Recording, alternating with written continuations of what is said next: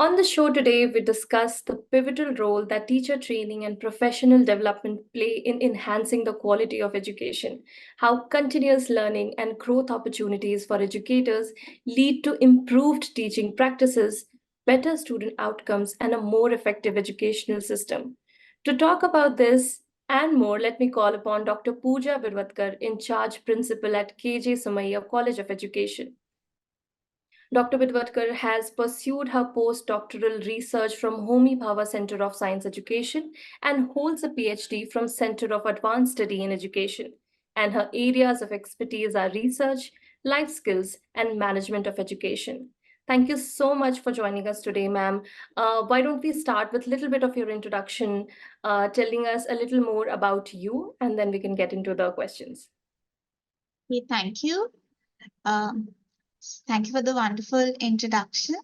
I'm Dr. Pooja Birwatkar. So, been over 18 years in the field of education. Started off with securing a master's degree in science, but then I was always very passionate about teaching, and that made me shift from a pure science background towards a very integrated kind of atmosphere that a teacher training institute offered.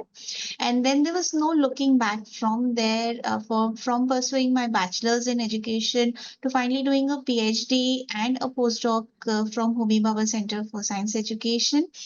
I would say it has been a brilliant journey so far because education is a very dynamic field. Every day you have so many experiences, you contemplate, you reflect, and finally, it gives you a lot of satisfaction that somewhere, in this whole arena, right from pre primary to higher education, teacher education is holding a very center stage. And therefore, your voices, your interpretations, your say in the matters of education hold a vital importance, and that gives you a sense of immense satisfaction that somewhere you're contributing towards a nation. And of course, as a very law abiding Indian citizen looking forward to the progress of our country, I feel being a part of a teacher training institute is extremely privileged because you are training teachers and then they are training the future generation of our country. And of course, the country is in safe hands if quality education is being provided. Absolutely, I completely agree with you. So, this emphasis on teacher training, did it start through your own experience, or you always had the leaning towards putting this importance on teacher training? So honestly, I always believed when I was a student that teachers are born teachers. You are having some kind of a innate ability, a very deep insight into a subject. You are passionate about the subject, and then if you know the content really well, the delivery is not an issue at all. So somebody who's having a deep inclination towards teaching is all that is needed to become an effective teacher. And then apart from that, little bit of your pronounced communication skills is all that is required to go and stand in a class and effectively teach. I grew up with this notion, and when I joined a teacher training institute, it was primarily to get a degree because that is an essential entry point into becoming a teacher. But when I entered into the teacher training and when I had my first classroom experience as an intern, I realized that, just by simply knowing the discipline, depths and having communication skill is, just a very minuscule part of it. You need to know a lot of things because the real life classroom scenarios are so different from the theoretical viewpoints that we hold. Containing a class of a very heterogeneous mix of students, diverse learners, each having their own style of learning, each having their own expectations, multitude of other tasks that come with teacher education, with a teacher, looking at the dynamics in a classroom, looking at how you are responsible for the entire class that sits, looking at the sociological issues, looking at the emotional issues, at the same time, classroom management tactics, at the same time, doing complete justice to teach the content in a way that it is is very, very relevant, and everybody, resonates with it. So the toolbox is, not what I expected it to be. It's a very comprehensive toolbox, where everything is expected to be there in the teacher. And of course, this whole perception that I had about a teacher completely changed when I entered into a teacher training institute. And from then onwards, I have been advocating that you may be the bestest in the content, you may be extremely likable as a personality, but you do need to go to a teacher training institute, because there are a lot of skills, that you may be unaware of. There are a lot of other aspects to teaching, and that makes you as a very effective teacher. Absolutely. And when it comes to enhancing pedagogical skills, what's your assessment of the current programs and methodologies in place?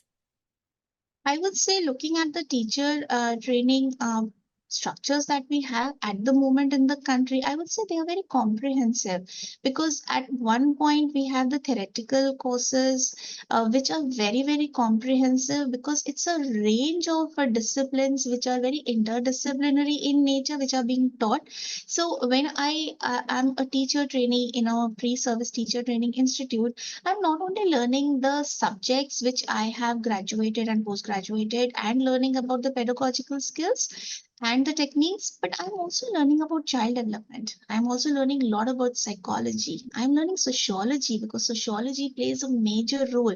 I'm learning about gender, and I think that is something that we need to celebrate today, because there is so much of talk about gender playing a major role and gender identities. So I'm learning about that. I'm learning about technology, and technology is changing like anything, So what I learned today may be very obsolete tomorrow, but of course, I'm learning about the digital world. At the same time, I'm learning about life skills as a trainee. I'm learning about the political economic systems. I'm learning about management. I'm learning about leadership. I'm learning about language across the curriculum. I'm also getting insights into research, because research is a very compromised area when it comes to teachers engaging in research. We hardly see school teachers doing results, researches which are going to inform policy decisions. So when I look at the teacher education curriculum, I would say it is extremely comprehensive, very holistic, and it has a amazing vision. Again, to add up to its glory is the internship, the practicum that we have. It's the real classroom experiences that you gain as a student, and I think they are extremely vital. Apart from that, nowadays we have been starting talking about social emotional learning, we have been talking about diversity, we have been talking about special education, inclusion, ICT, everything. So in that sense, when I look at the teacher education curriculum, I see it having global flavors as well as retaining a lot of our cultural identities, because these kind of transactions also happens. I would say that the curriculum has left no stone unturned. The only questions that I would raise would be on the transaction of the curriculum, in terms of the ongoing debate about quality, quantity, how we at times overlook, or we do not give it a very personalized touch. So in that sense, but otherwise, if I look at it, I would say that the teacher education curriculum has been crafted well, suitable for the new policies that are coming in, but also very suitable to make the Indian teachers now being recognized globally, and I think we are doing justice in that sense. Yeah. So it's comprehensive and constantly changing, right? So, what's the importance of adapting teaching methods to cater to different learning styles? And how do you think we can achieve that today? Okay, so one thing we have to understand, that it is not only the scenario in an Indian classroom, but globally, that we do not expect homogeneity at all. The students will, the mix is heterogeneous. Now, when I talk about heterogeneity, I do not only talk in terms of the limited spheres that we associate heterogeneity with, be it ethnicity or be it religion or be it language or be it a gender or even socioeconomic status. But when I look at the diverse student population nowadays in the classroom, we do see that, right from looking at their perspectives and philosophies about life to their learning styles to the visible disabilities and the invisible disabilities that they bring in the classroom, to a lot of understanding about the socio-emotional social emotional kind of personalities that they have to the kind of aspirations that they have. It is a huge spectrum. Now again, when we talk about the kind of learners that come, so looking at what theories tell us, we have the visual learners, we have the auditory learners, we have the kinesthetic learners, we have the reading writing. But these are the prominent recognized styles. But we also have to understand that there are isolated solitary learners in the classrooms. There are learners, who are linguistically more inclined. Some may be logically more inclined. Some may be thriving on interpersonal relations. Some may be more contained in themselves, the intrapersonal kind.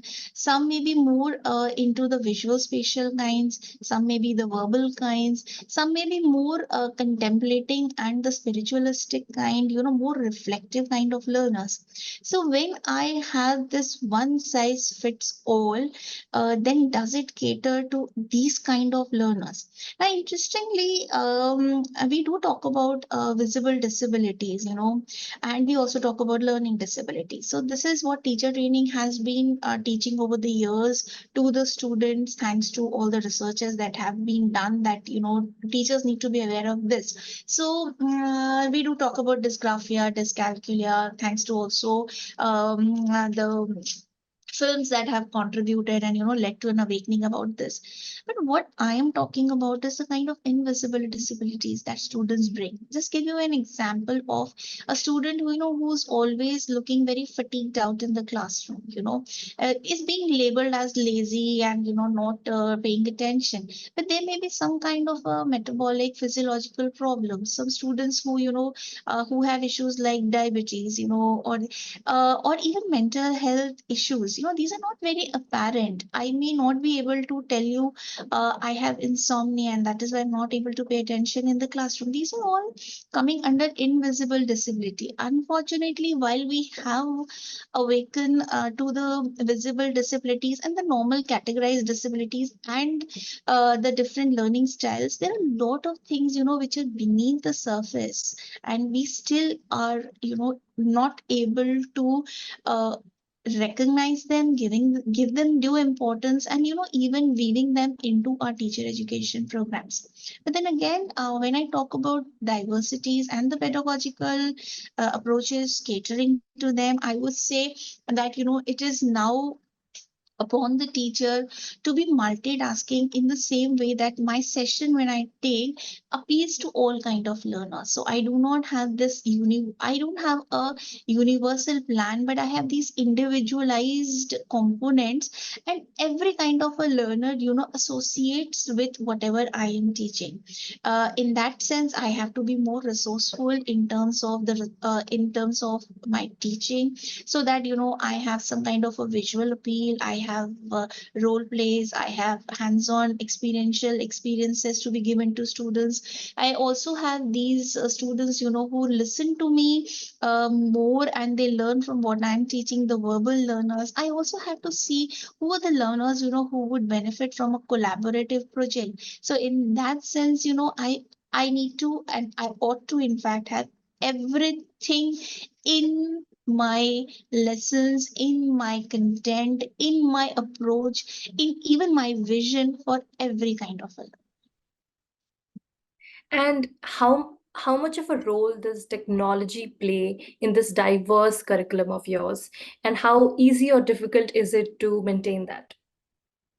I would say technology, we celebrate technology, but yes, technology is moving at a much faster pace than us. And, sometimes, it is like catching a running train every day. And sometimes you do miss and you do stand on the platform. But then, of course, there is a next train coming in very soon. So, in that sense, you have to be very, very smart.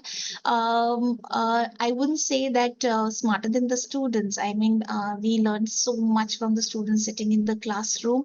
And I think there's no shame or there is no stigma attached with learning from the students. In fact, we maximum technology we learn from the students when they tell us that, okay, this is the latest in technology. I do see a lot of what we talked about, the constructivist, collaborative, peer and co-learning that we have been talking about. So in that sense, I don't see ourselves as teachers anymore, but we see ourselves as co-learners with the students in the process. Of course, technology has been and is going to be always a boon for us, because there are so many things that have become much easier with technology. We talk about the flipped classrooms. I think COVID was a big, I would say very advantageous to the education system, though of course, we interpret it in the negative sense. But yes, for education system, I do see the entire 2 3 years of this Corona, because normally to embrace technology is little problematic for teachers, who are set in these molds, and then you do not want to adapt to changes very fast. But with COVID, we had no option but to, jump on and adapt to technology. So we missed out this gestation period, where you have these restrictions, and when you have these kind of lot of questions as to why this, why that, why that. And I'm amazed to see how quickly we adopted technology, from teachers who didn't know what Zoom was to, them becoming pro in handling every digital app that was there. And, complete transformation without any training, sitting in their homes. So, if that could happen, I think the only thing is that when you don't have an option, you embrace things. Yeah. And I think from there in onwards, we're not scared of technology anymore. In fact, we look forward to what is the latest. So I do see, in fact, inevitably it is there. So I do see technology as very, very promising for our education system. Like we say, necessity is the mother of invention. So, have you seen any innovative teaching practices in the place at the moment? Any life example that you would like to share with us? Okay, so we've been using a lot of design thinking. Design thinking as a concept came from the engineering, and we have adopted in our schools now design thinking. Uh, it starts off with keeping the user in the scope, and begin with the entire exercise of empathizing. uh, it has worked out brilliantly for all the school subjects. Then we look at gamification. So unfortunately, parents have this notion that, if the child is playing too much of games, it is a sort of not the right thing to do it, and the education of the child may suffer. But looking at the whole kind of scope that gamification brings into education, in fact, when you read the researches, you realize that people who play a lot of games, their critical thinking and their other skills become more pronounced. It is not the other way. So why not? So then the question is, why don't we bring in this gamification? So we started using a lot of gamification. Again, art integrated education, so that, we are looking at, again, diverse kind of learners. STEM education, now we've of course moved from STEM to STEAM, where we also have given extreme importance to arts. along with science, technology, engineering, maths, etc. And we are also looking at a lot of aesthetics. Again, a very promising pedagogical approach that we are looking at as a reflective practitioner would be six thinking hats, where we are looking at a issue from a multitude angle and trying to look at the positives, the negatives, the facts, the reflections, the future. Uh, uh, Another promising pedagogy that we've been started using is the visible thinking routines, that whatever the students are thinking, the teacher has to catch up on that. So it has to become very visible in the classroom. So there are a lot of visible thinking routines that have surfaced in the classrooms. A lot of exercises, a lot of pedagogies that have been devised around them. Flip learning, another area that has been explored a lot. Flip learning, of course, puts the teacher as a facilitator, and we are exploring a lot of technology with using flipped learning. And then again, the regular kind of pedagogical practices like inquiry based learning or problem based learning, project based learning. Again, these have always been there in our systems. So, like I said, that we have been criticizing this chalk and board method for long, but again, alongside with this, I am a very serious advocate of chalk and talk, because I feel that sometimes chalk and talk do much wonders than than having this very technical and techno savvy classroom. Sometimes I feel it is a lecture come discussion, that is also, and a lecture come demonstration, that is also equally important. So while we are adopting innovative technologies, we also have to think about how do we infuse this innovation in our already existing pedagogy. So it is a right kind of a blend. Again, like I was said, that for a vast country like us, we do see a big digital divide. Okay, so therefore, revolutionizing and revamping our traditional systems of teaching along with the right blend of modernization is something that I would advocate for the entire country. I love chalk and talk.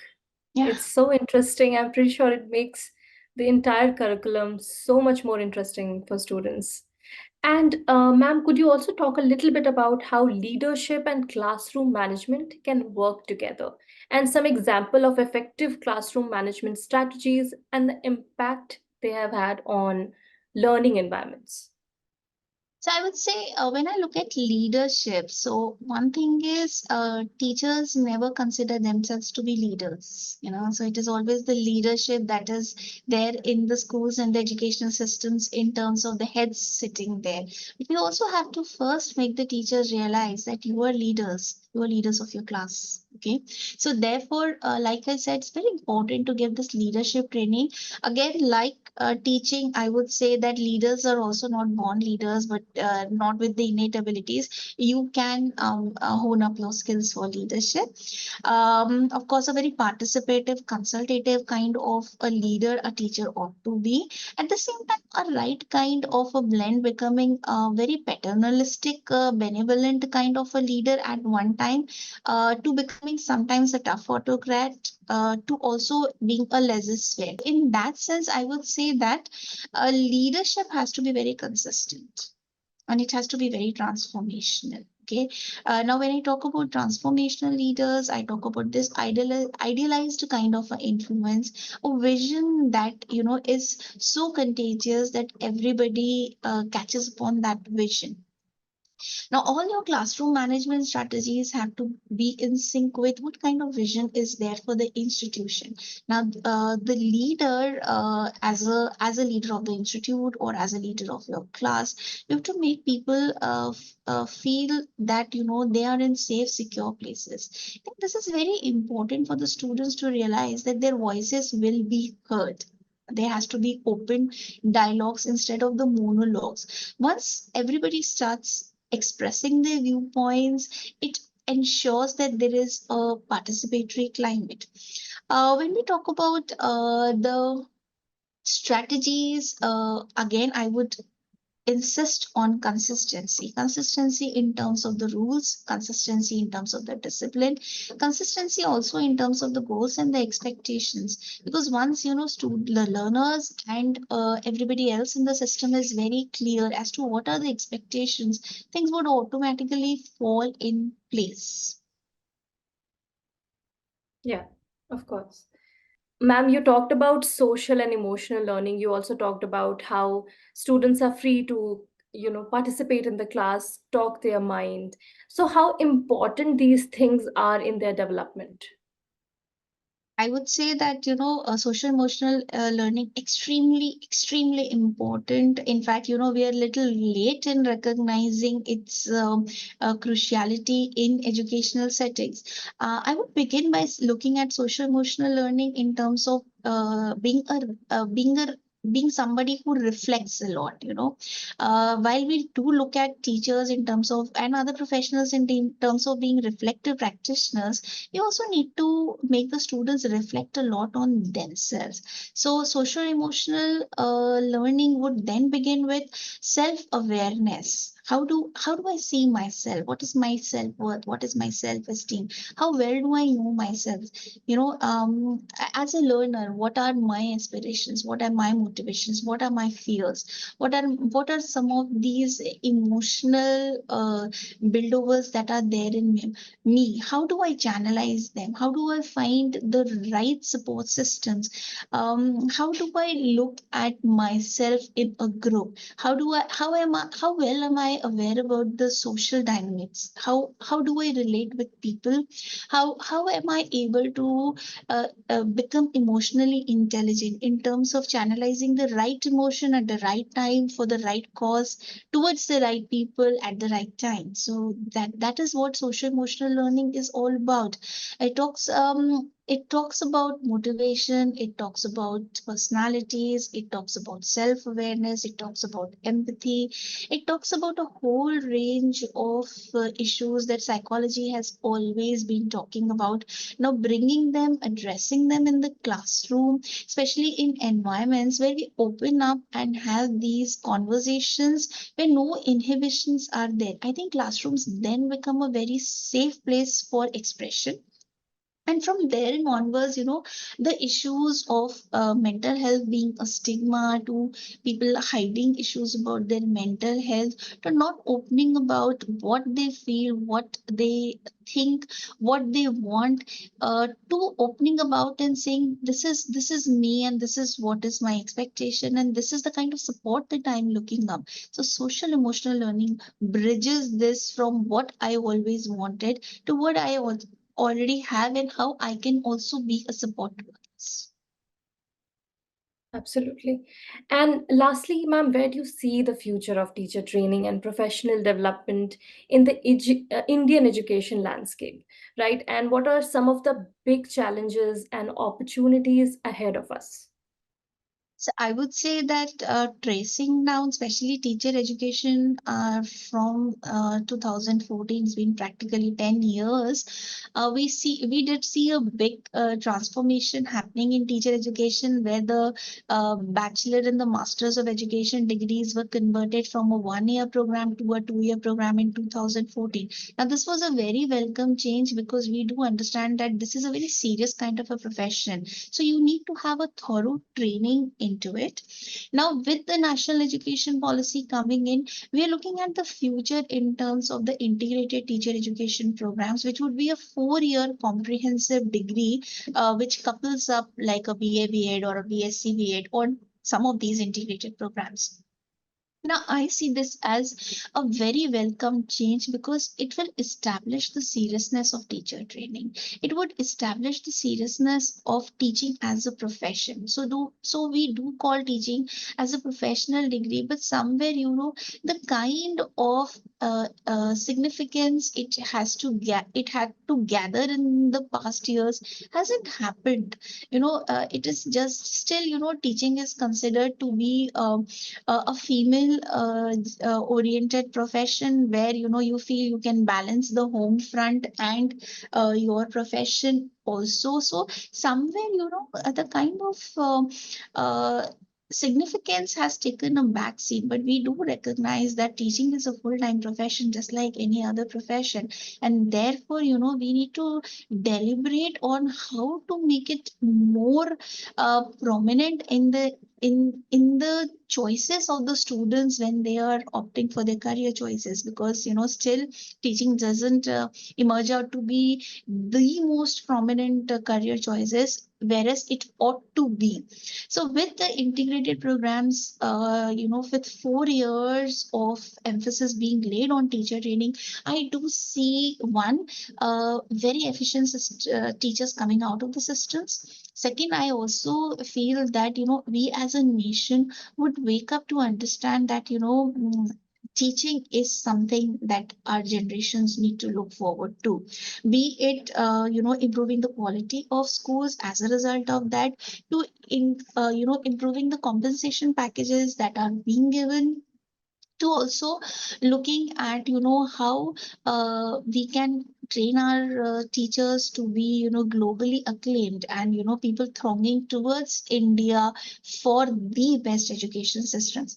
So with this national education policy, I do see a lot of amazingly good changes that always were being felt needed in our education system. Somewhere they never happened. And now we look at multilingualism as coming in, celebrating our Indian knowledge systems, going back and looking at what we lost in this whole modernization regarding our cultures, bringing back these, beauty of and the richness of the cultures into our systems.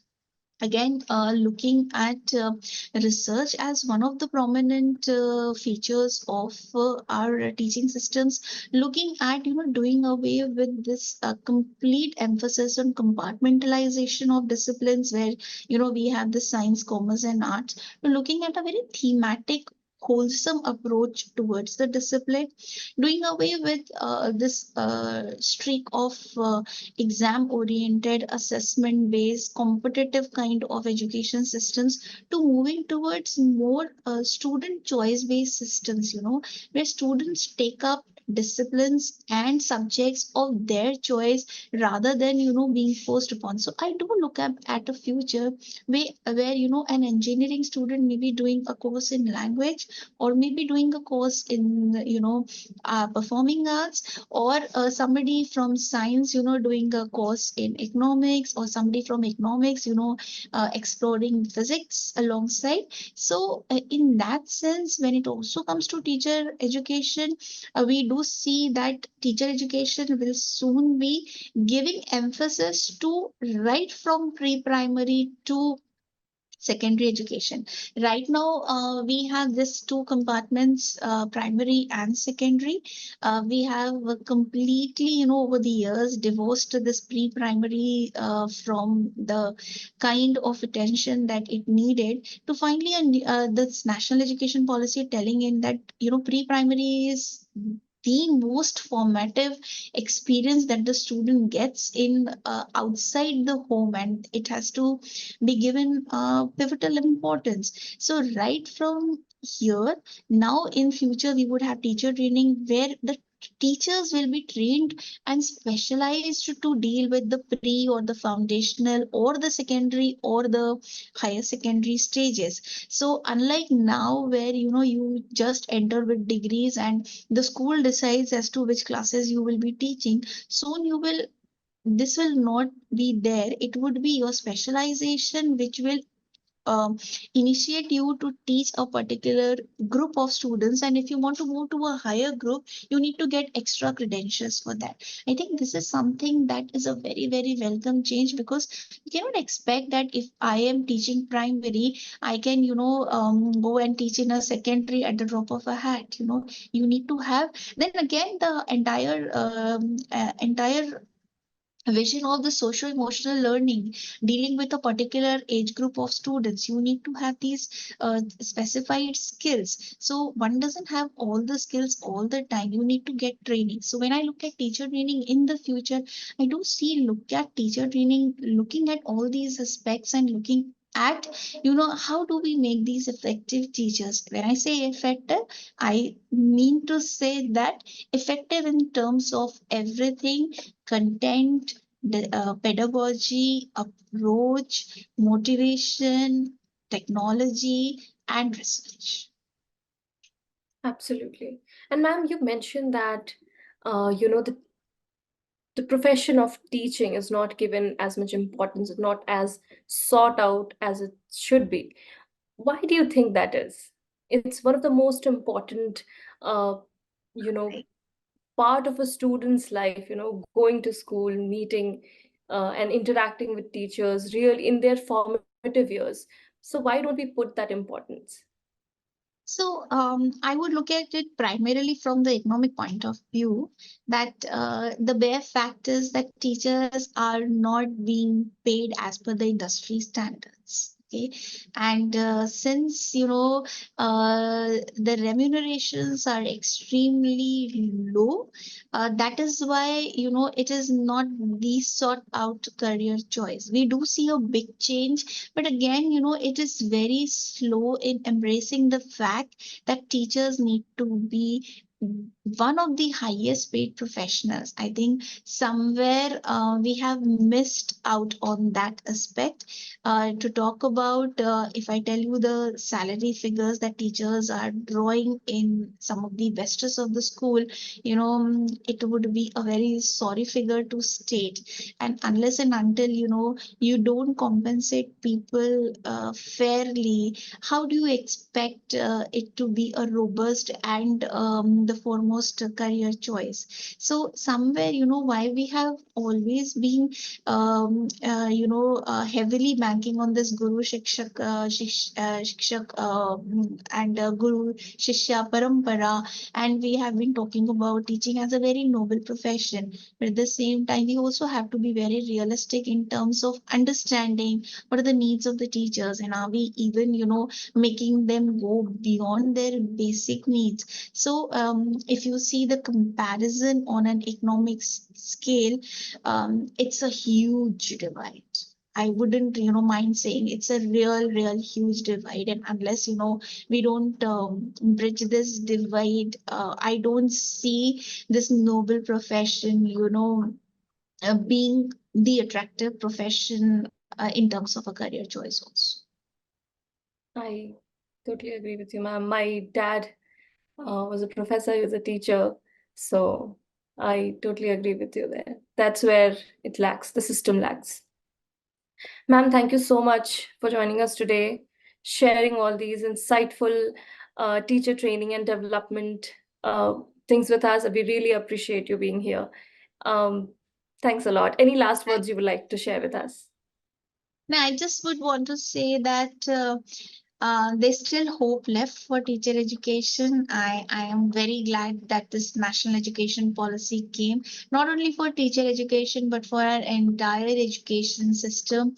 I'm very hopeful for the coming generations that, probably they will see education from a very different perspective, not as compartmentalized, not as exam oriented, but education as a very joyful experience. And I'm very hopeful that this is going to happen. I hope it happens very fast.